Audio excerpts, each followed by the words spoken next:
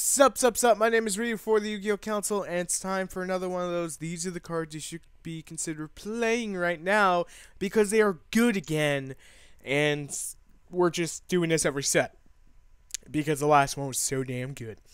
So let's talk about a few things. Solemn Warning is not that great right now, so if you need to find room in your deck for any of these things that may seem essential to you, then here you go.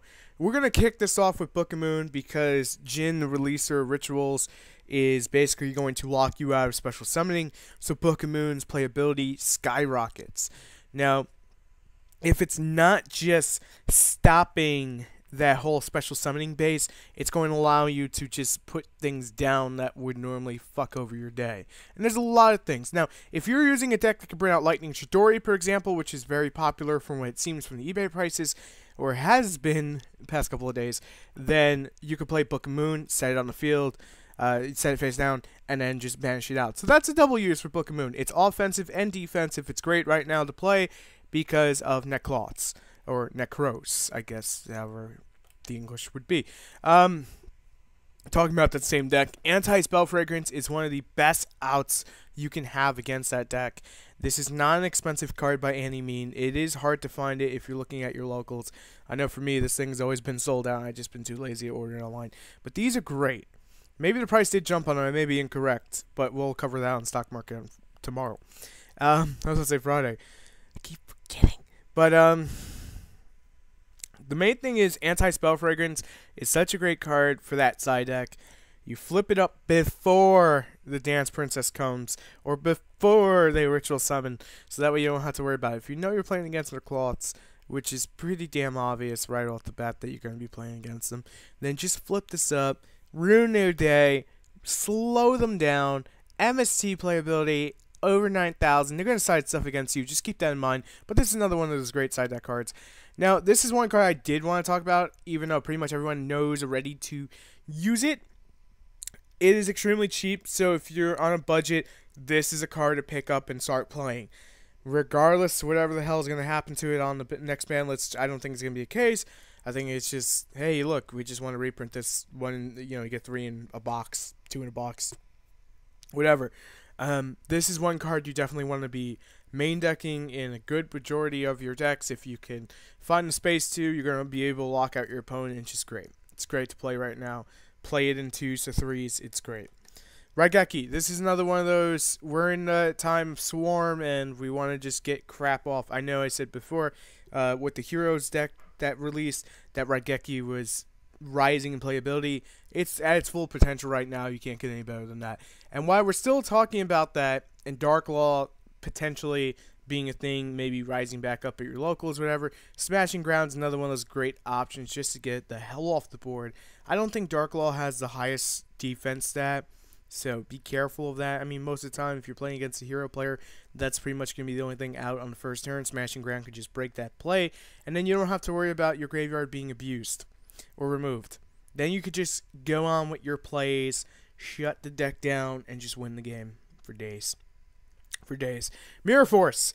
Yosenju are one of those decks that basically can drop 5 monsters like it's nothing at times. And Mirror Force is one of those best outs to that whole deck. So if that deck becomes super popular, if they don't drop the Lightning Chidori, and again, if they try to drop the Lightning Chidori, Book of Moon, Vanity's Emptiness, these are things that you can actually play with the Mirror Force, so you don't have to worry about that coming out. But you could play the Mirror Force, get rid of all the Yosenju, not have to worry about them. They won't be a problem for you anymore. You could just get them off the board. No more issues. No more giant beat sticks on the board. Mirror Force's playability exceeds just that. It's good again to a point. How long is it going to be good? I'm not 100% sure. Probably for like 5 minutes. I know some of you are just like shaking your head like, then why the hell even bring it up? It's good right now. It's a surprise factor. It's actually playable.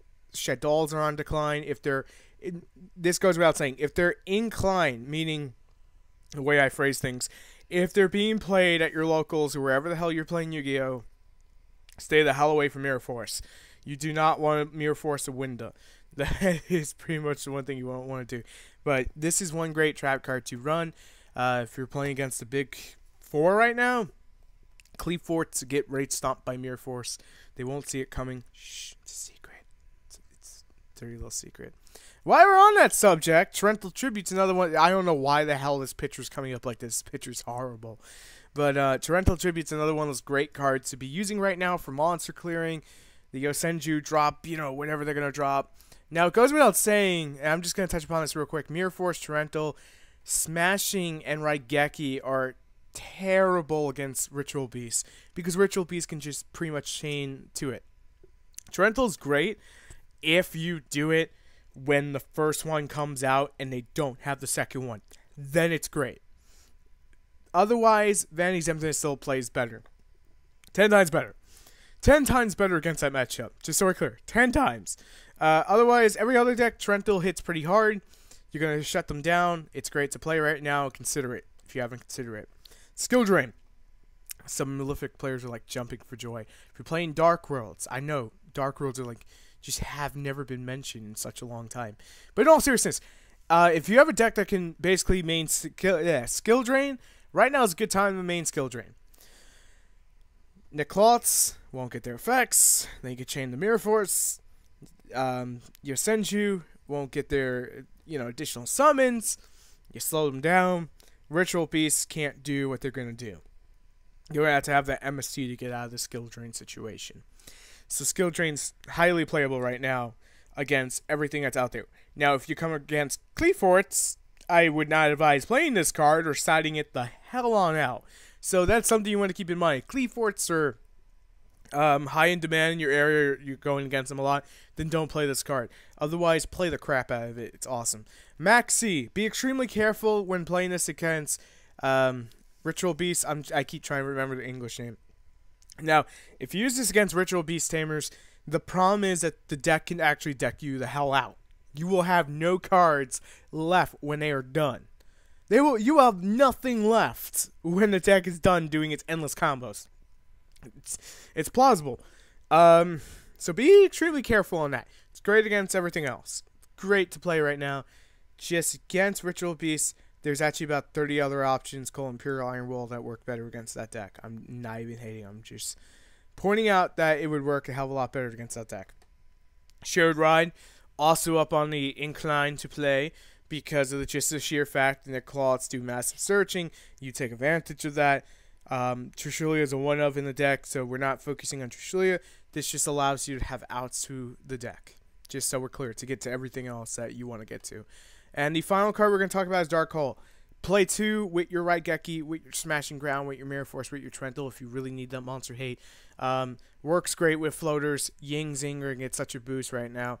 If these cards actually start seeing more play, Ying Zing is something that you want to start picking up as a Rogue Factor deck. I did talk about Six Samurai, but the problem is there's the Dance Princess of Neclots that basically says you can't activate Nat Beast when she's up. When they go for the ritual summon. So what you actually have to do is you have to breakthrough skill that and then kill it. And that's a shit ton of work for a lot of reasons because you have to draw into those outs. That's my main point.